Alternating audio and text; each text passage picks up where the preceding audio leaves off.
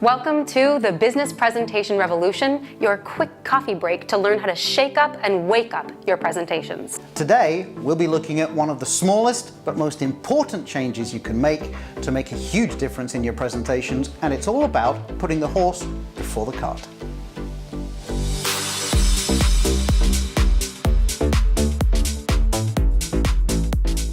So Phil, you just mentioned carts and horses. What does it have to do with presentations?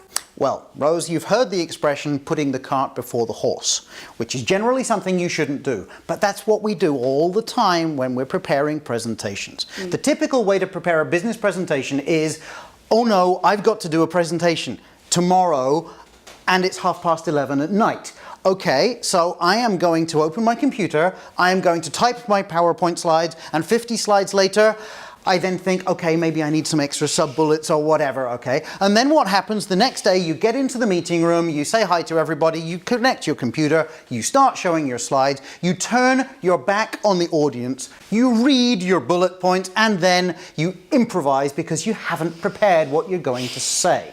You end up with a whole lot of information and it's boring as hell for the participants. I mean, how do you feel when you're in that audience? Well, unfortunately, I think we've all been there before. And you're thinking about the emails you still have to answer. You're thinking about the groceries you need to buy tonight. And why didn't this guy prepare?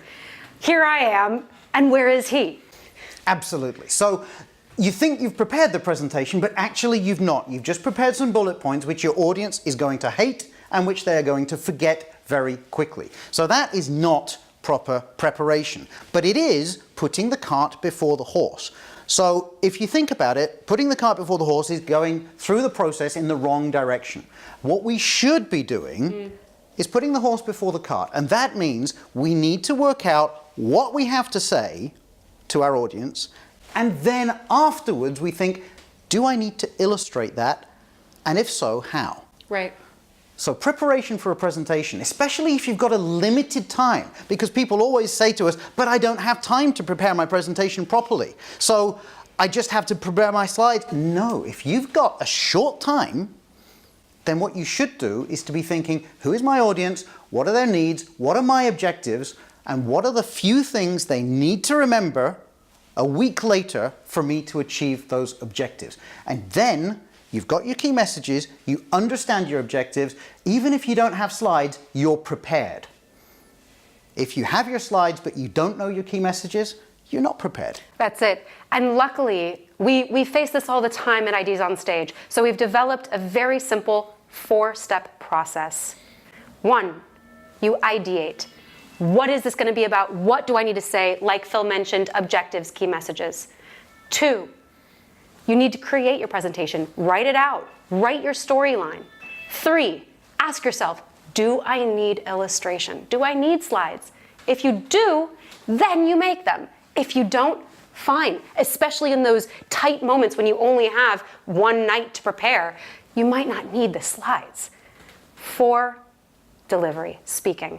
That's when you can start to time yourself and check if you know what you need to say ahead, and your audience will thank you. That makes a huge, huge difference. So I will always say rehearsal is necessary. Slides are optional. So if you go into a meeting, if you go into a presentation and you don't have any PowerPoint slides, but you do have clear messages and you're comfortable in front of your audience because you have rehearsed it 2, 3, 4, 5 times, then your audience will actually enjoy that far more than a whole load of bullet points behind you. Yep. So let's put the horse before the cart, prepare. You've got ideation, creation, maybe illustration, and then speaking, and you'll be set. As Benjamin Franklin said, by failing to prepare, you are preparing to fail. Creating a lot of slides and bullet points without knowing what you want to say is not preparation. That's an absence of preparation. So if you prepare it properly, if you go into the meeting knowing what you need to say, knowing your objectives, even without slides, you will succeed and your audience will thank you.